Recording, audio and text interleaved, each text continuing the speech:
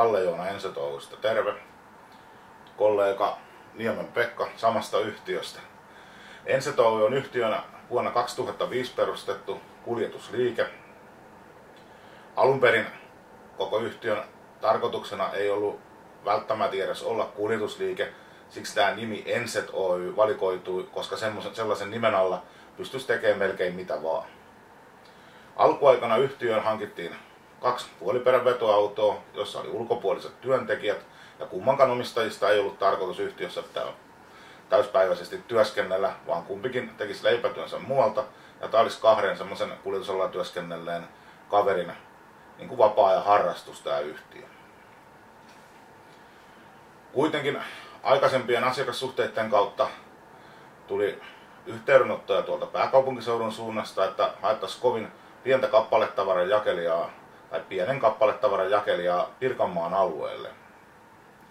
No, tässä isona vaikuttajana oli Uudenmaan pikakuljetuksesta Ahlamaan Raineri, joka sai meille yllytettyä, että josko muutama pakettiauto ja 1 kuorma-auto ajettaisiin ihan vähän siinä Pirkanmaalla. Tämä tapahtui vuonna 2006. Ja siitä tämä yhtiö on lähtenyt sitten pikkuhiljaa rakentuun ja sitten me on segmentoitu tähän pienen kappaletavaran toimituksiin. Nyt 10 vuotta myöhemmin, kun me on tässä Pekan kanssa touhuttu, molemmat ollaan täyspäiväisesti töissä ja enemmän kuin täyspäiväisesti. Tehdään pitkiä päiviä. Organisaatio on pidetty kevyenä. Automäärä on siitä noussut noin 90. Tällä hetkellä terminaaleja meillä on täällä Tampereella. Meillä on noin 2500 neliön terminaali. Porissa ja Turussa molemmissa noin 300 neliön terminaalit. Konttori ja yhtiö pitää edelleen Vammalassa, pääpaikka siinä Puistokadulla. Tämä johtuen siitä, kun ollaan kuitenkin sieltä kotoisin, että saataisiin vähän lyhennettyä jonain päivinä sitä työaikaa. Murroksen aika tälläkin alalla on tosi kovaa. Halutaan isompia kokonaisuuksia, asiakkaat haluaa ostaa isompia kokonaisuuksia. Ja kasvu on sen takia ollut meidänkin kohdalla aika voimakasta joka vuosi. Kilpailu tällä alalla, niin kuin varmasti kaikilla muillakin alalla tänä päivänä, niin todella raadollista, että se on melkein sanelupolitiikkaa tuo neuvottelupöydissä, kun istutaan. Mutta me on koetettu pitää tämä organisaatio aika pienenä, olla lähellä tavoitettavissa, välitetään asioista, niin sillä me on ainakin tällä hetkellä saatu pidettyä asiakkaat hyvinkin tyytyväisenä. Palaute näin pienen yhtiön antaessa, niin se on todella helppoa. Savottaa omistajan välittömästi. Siitä asiakkaat ovat tykänneet. Tänä vuonna me ollaan laajennuttu tuonne Porissa on oltu noin 2 vuotta, ja Turun alueelle avattiin tämän vuoden toukokuussa terminaali.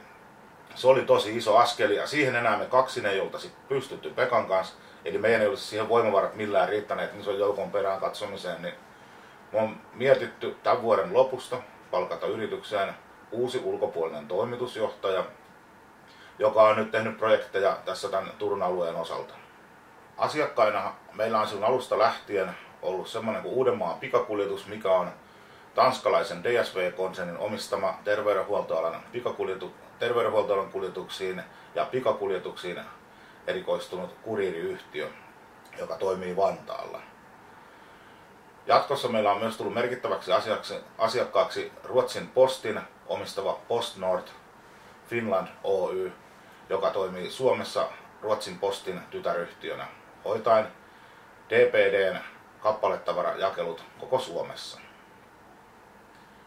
PostNord on merkittävästi viimeisien vuoden aikana laajentunut ja yritysostojen kautta noussut yhtiömme kaikkein suurimmaksi asiakkaaksi. Seuraavana tulee muiden maiden kansainvälisiä posteja, kuten DHL ja TNT. Yrityksemme liikevaihto noin 80% tulee juuri näiltä ulkomaisilta huolintaliikkeiltä ja noin 20% kotimaisilta toimijoilta. Vahvasti saimme myös kasvua noin 2 vuotta sitten Vammalan alueelta, kun liiketoimintokaupalla ostimme Suorakyyti Oyn liiketoiminnot ja sitä kautta saimme noin 10 vammalalaista yritystä tai sastamalalaista, koska osa on myös Äätsästä, missä itsekin asumme, asiakkaaksemme.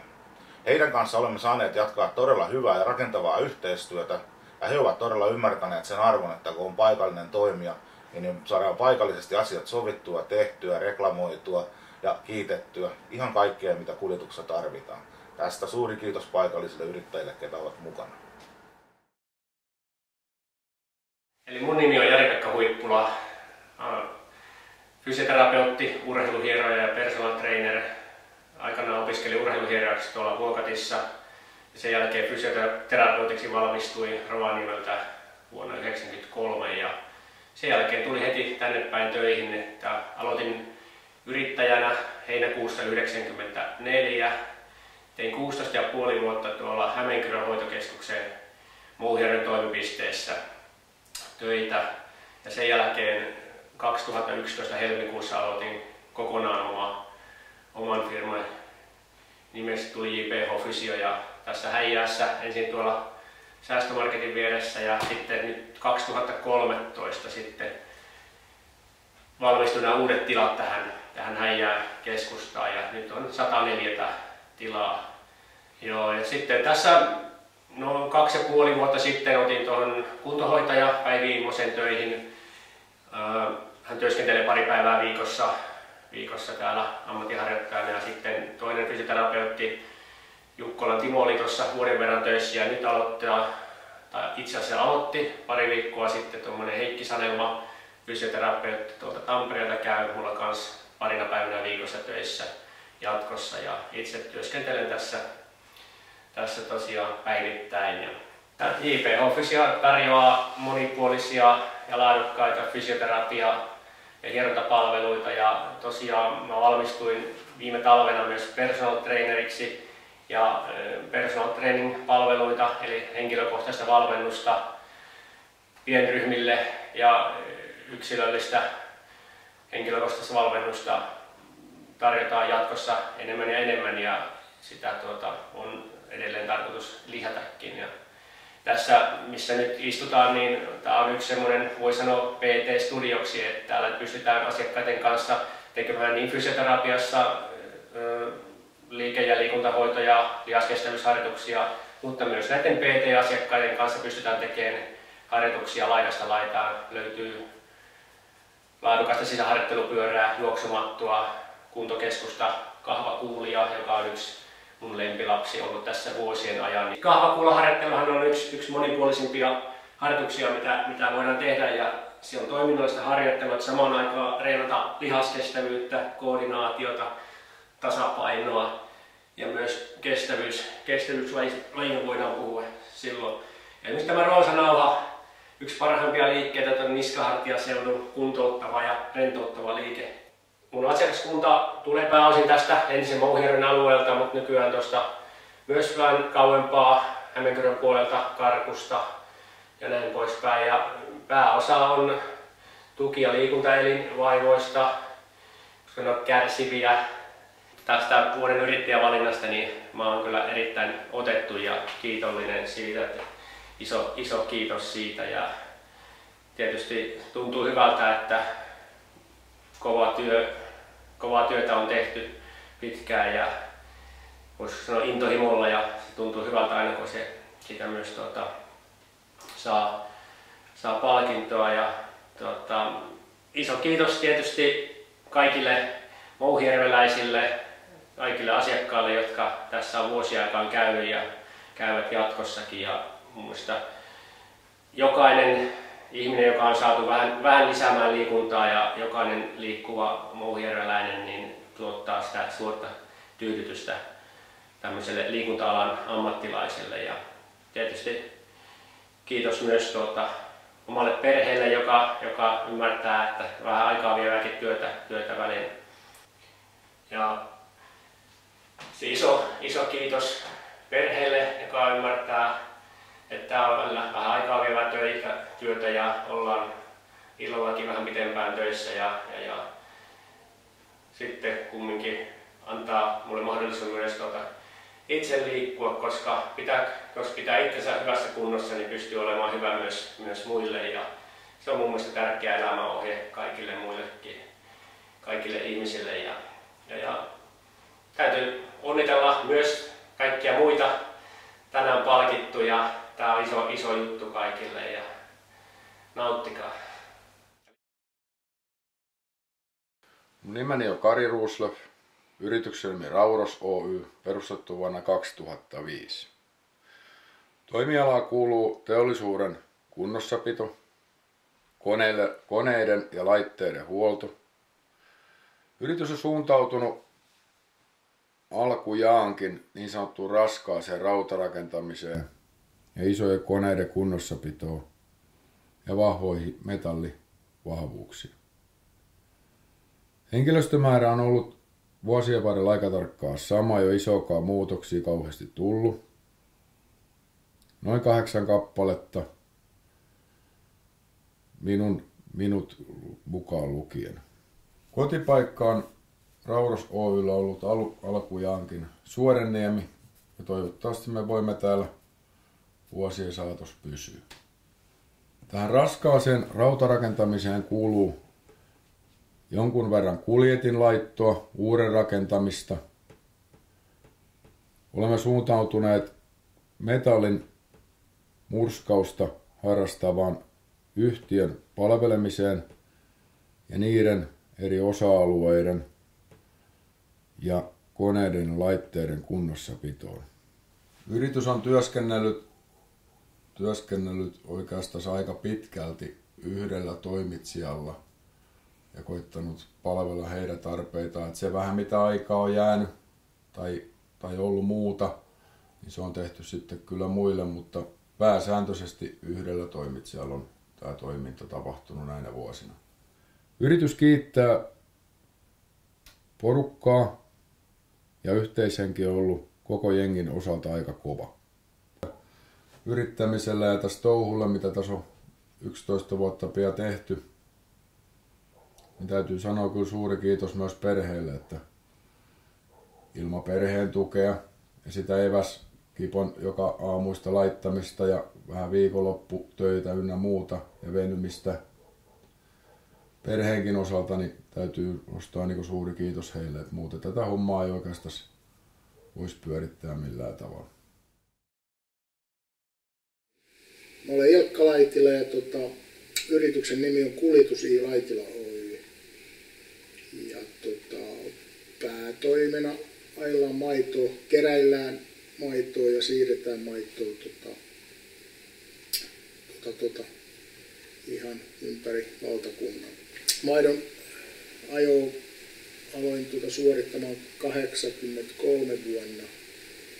Isälläni on ollut maitoauto silloin ja siihen sitten menin töihin ja 2001 vuonna kysyttiin osuuskunta Satamaidon puolesta, että onko halukkuutta ruveta itsenäiseksi yrittäjäksi. Kalusto on 2 täysperävaunun yhdistelmää. Toisella ajetaan siirtoajot ja toisella suoritetaan maidon keräily. Henkilökuntaa itseni lisäksi on 6 kappaletta ja eläkkeellä oleva isä hoitelee aina silloin tällöin tarvittaessa kans vielä. Vaimo Arja hoitaa toimistopuolen työt ja poika Jussi tuli 2006 mukaan kanssa ajohommiin. Maidon keräilyä suoritetaan pääosissa Satakunnan alueelta ja tietenkin Pirkanmaan ja Varsinais-Suomen puoleltakin on joitakin tuottajia. Yhteensä tuottajia on 95 noin, jotka haetaan 2 päivän välein, 2 vuorokauden välein. Ja siirtokuljetukset hoidetaan Kuusamo-Sipoo välillä, että ympäri Suomen. Ja autot tosiaan pyörii 24/7, että se keräilyauto varsinkin, niin se menee jouluyöt ja juhannuspäivät ja kaikki. Ja tässä sitten on vapaapäiville harrastus, saa leikkiä tällä autolla sitten, että jos tekemisen puute tulee. Henkilökunta muisti tuossa taannoin tämmöisellä pienoislahjalla ja tämmöisillä. Sitten menemme tuolla talviliukkailla, pimeissä, pahoissa paikoissa, että se vaatii kuljettajiltakin todella pitkäjänteisyyttä ja siksi aion kiittää kuljettajia ja muuta henkilökuntaa hyvästä yhteistyöstä ja joustavuudesta ja homma toimii hienosti.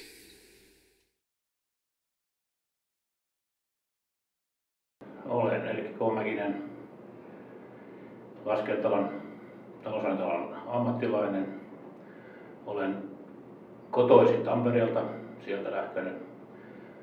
Yksi tiukka vaihe oli opiskelujen aikana alkaa perheyritys eteen taloushallinnon asioita ja vielä alkaa jääkiekkoa sen samalla. Ja kyllä sitä vaan valmista tuli jollakin tavalla. 2 nuorten Suomen mestaruutta tuli Ilveksessä hankittua ja sitten se vaan laski se kaari. Sitten siirryin Keikyään taloushallinnon palveluihin talouspäällikköön Laukkolan yritykseen ja 79 ja 81 sitten suoritin tilintarkastaja ja HTM-tutkinnon ja perustin seuraavan vuoden alussa sitten tilintarkastus- ja laskentapalvelu Erkki Komäkisen. Jo vuonna 1984 niin tilintarkastustöiden lisäksi niin palkattiin toimitusjohtajaksi tilitoimistoon ja jossa sitten toiminut pitkään toimitusjohtajana. Ja nämä 2 asiaa, tilintarkastus ja laskentapalvelut ja kirjanpitopalvelut on ollut se pääasiallinen työ. Toki siinä on ollut muutakin sitten mukana, mutta tämä kehityskulku, joka tässä on mennyt sieltä kirjanpitokirjoihin, monitilisiin kirjanpitokirjoihin kirjaamisesta sitten taas tällaiseen nykyaikaiseen pilvipalveluna olevaan tili- ja kirjanpitotyöhön, jossa asiakas ja kirjanpitäjä on samanaikaisesti siinä ohjelmassa tekemässä sitä taloushallinnon työtä. Tässä meillä on nykyaikainen täysin sähköinen ja pilvessä toimiva ohjelma, jota nykyään käytetään. Tämä on meillä rakennettu tänne tilitoimistoon asiakkaita varten. Me voidaan esitellä täällä, tehdä demoja, kouluttaa, mutta tämä toimii sillä tavalla, että jos me tehdään täällä työtä, asiakas tekee omassa työpaikassaan, työpisteessään työtä, niin ollaan samassa ohjelmassa kiinni ja koko aika tapahtuu kaikki reaaliaikaisesti. Tästä saadaan myös reaaliaikainen tulos päivän päälle, jos kaikki elementit täyttyy. Joo, työtehtävien lisäksi olen tietysti toiminut aktiivisesti yrittäjäjärjestössä sen kaikilla portailla, paikallisyhdistyksen puheenjohtajana, aluejärjestön puheenjohtajana sekä Suomen Yrittäjissä 8 vuotta varapuheenjohtajana ja sitten näiden järjestöjen vero- ja rahoitustyöryhmissä olen toiminut 90-luvun alkupuolelta saakka ja hallinnossa. Lisäksi on tilintarkastusalan valtakunnallisessa järjestössä ja taloushallintoalan kirjanpitotoimistojen liiton toiminnassa mukana tilitarkastustyönantajien puheenjohtaja. Eli näillä alueilla ammatillinen asiat kehittyy ja niitä seurataan. Tietysti näiden kaikkien monien tehtävien ohessa niin yksi, joka on kärsinyt on perhe ja siinä kohtaa on ollut kyllä hyvä hoito, että ei ole tarvinnut lähteä vielä ulos siitä huussollista. Ja kaiken työntekijöiden osuus on merkittävä silloin, kun tehdään ammattityötä ja tehdään osaavaa hommaa. Se on haasteellista työtä, joka päivä muuttuu.